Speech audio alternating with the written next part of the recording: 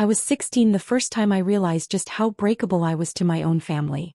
My name's Emma, and back then I thought our house was just a place with unspoken rules. You grow up thinking you can trust the people under your roof. Your mom, your dad, your brother.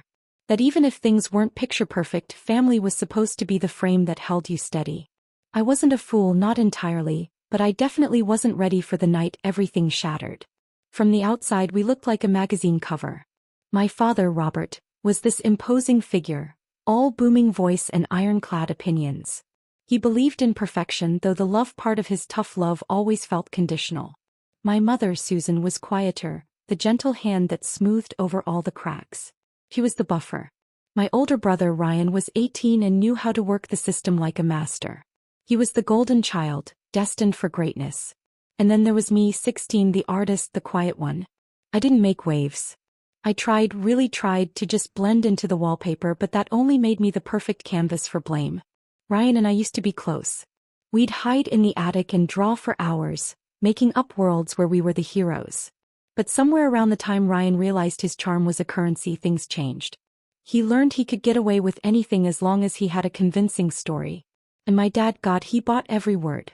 Ryan could tell the most elaborate lie and walk away with a proud pat on the back, while I got interrogated for things I never even thought of doing. The incident that broke me started, fittingly, with something breaking. It was my dad's prized Community Leadership Award, a hideous glass eagle he kept on the mantel. I'd just gotten home from school, dropped my art portfolio in my room, and was heading to the kitchen when I heard my dad's roar from the living room. Not just calling my name but tearing it apart. "Emma, get in here now." My stomach turned to ice. I hadn't done anything. I ran through a mental checklist. Did I leave my paints out? Forget a chore? I walked in, my heart hammering against my ribs. My dad was standing there, face turning a deep shade of red, arms crossed.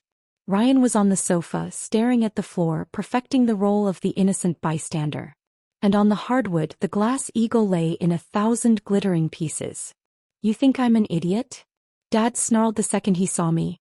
"Ryan told me everything. You knocked this over and just walked away." My jaw fell open. "What? Oh, I just got home." "Don't you dare lie to me," he boomed. "He saw you. Reckless as always. You slammed your bag down and didn't even care." I looked at Ryan, pleading with my eyes. "That's not true." I went straight to my room. Ryan wouldn't meet my gaze. He just bit his lip, playing the part of the reluctant witness, the victim of my carelessness. I turned back to my dad, my voice shaking. "I swear I didn't do it." "Of course you did," he barked. "You're always lost in your own little world, never paying attention." I just stood there, speechless, as he sentenced me to my room for the rest of the weekend.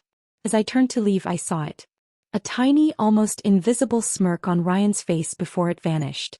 That night, alone in my room, the silence was deafening. I stared at my own reflection in the dark window and wondered if they were right. Was I that careless? Did I do it and just forget? That was the heaviest part of being the scapegoat. After a while, you start to believe you deserve the blame. It wasn't just the shattered trophy. That was just the loudest crash in a long, quiet history of things breaking. I spent years trying to make sense of the pattern.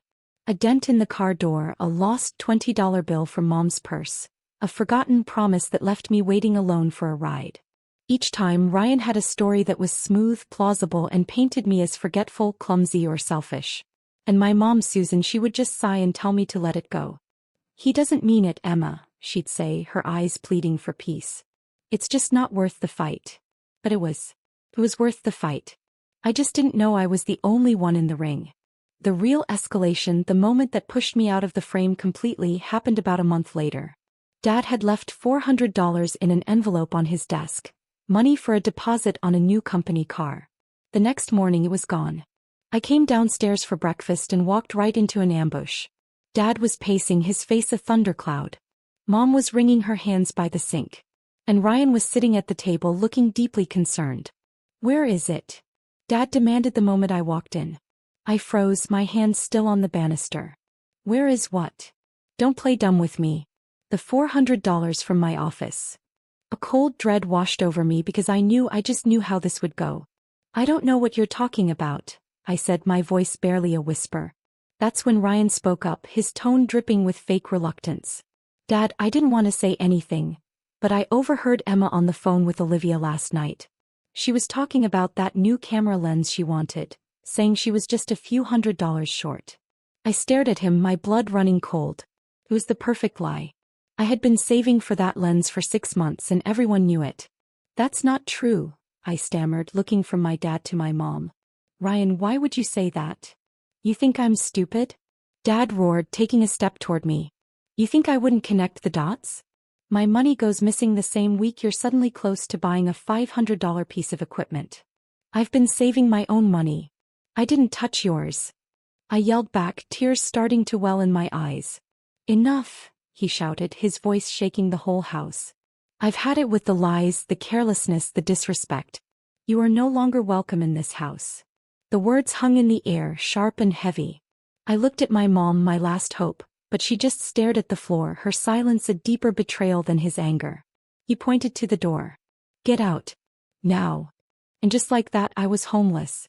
I grabbed my school bag, my jacket, and walked out the front door, leaving the perfect family portrait behind me.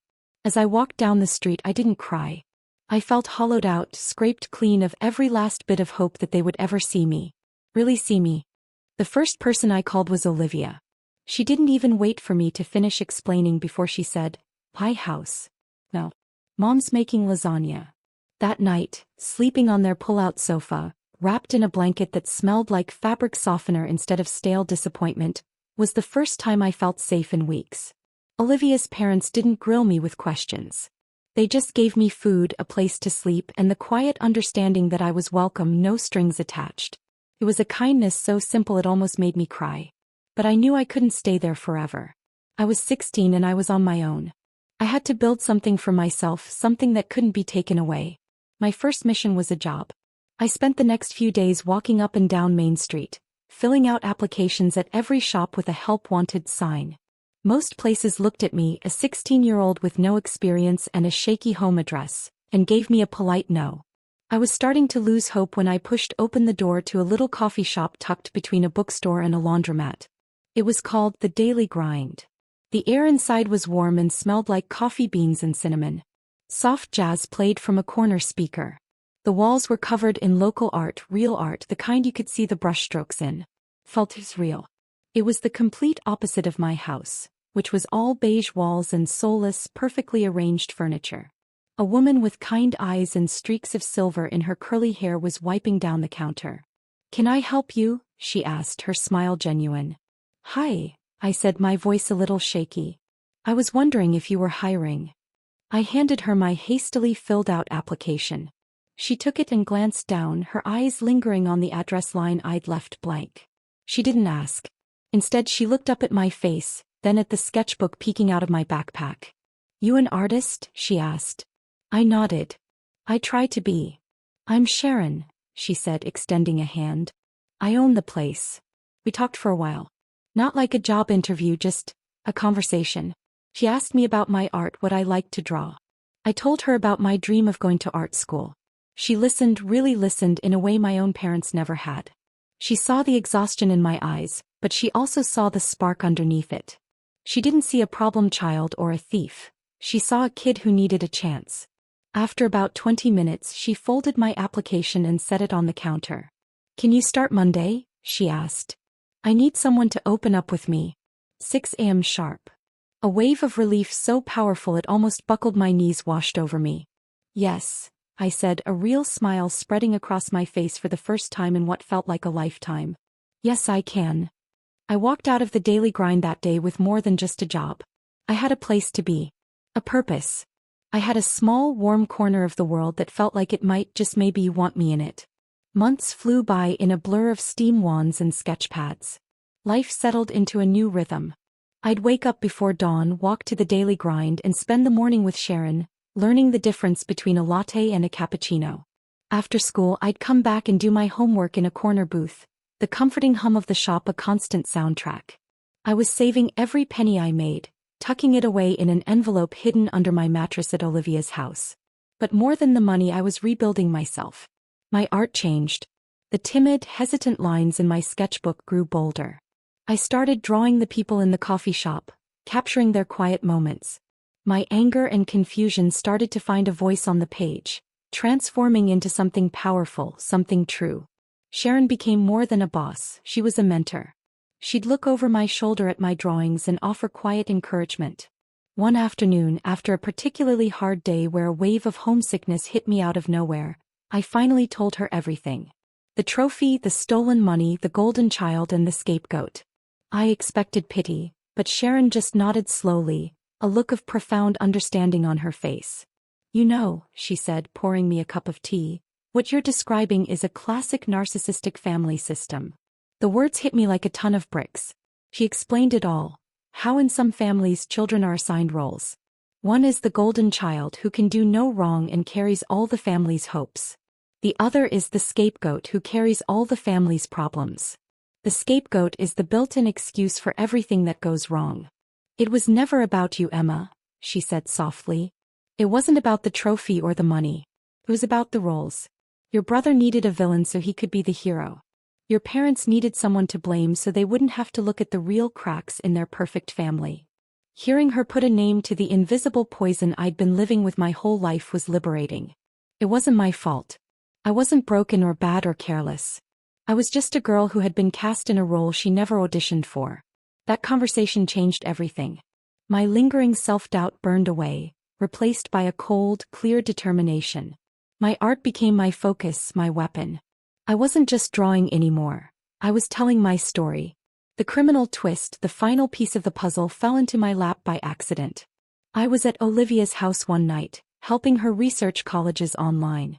She was complaining about all the extracurriculars required. "Look at this guy," she said, pointing to a profile on a university forum. "President of the student body, captain of the debate team, and get this, founder of a nonprofit called Youth for Tomorrow." I leaned in closer. The profile picture was Ryan. I felt my stomach clench. He'd been bragging about that nonprofit for months, how it connected at-risk teens with mentors.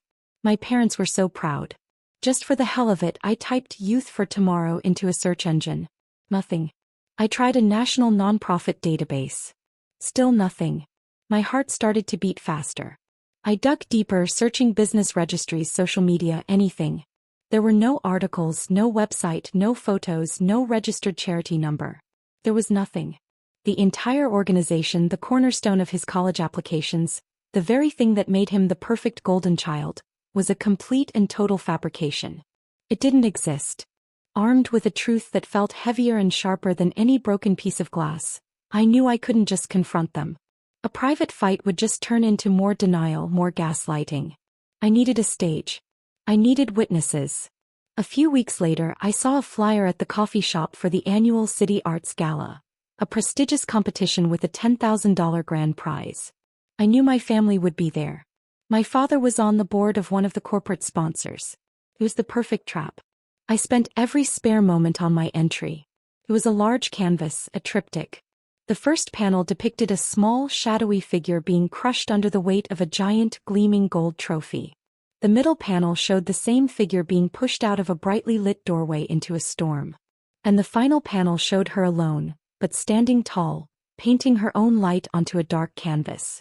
I called it, the echo in the frame. The night of the gala, I felt a strange calm.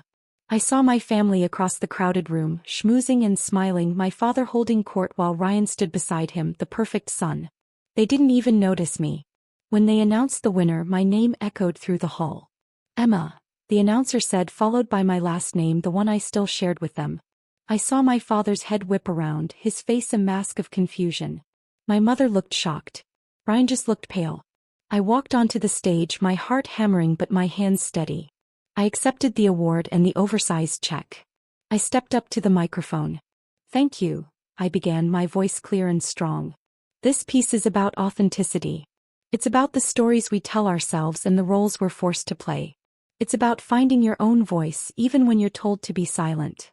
I paused, looking directly at my family. "And in the spirit of authenticity, I can't accept this money for myself." I held up the check. "There are kids in this city who need real help, not performative charity.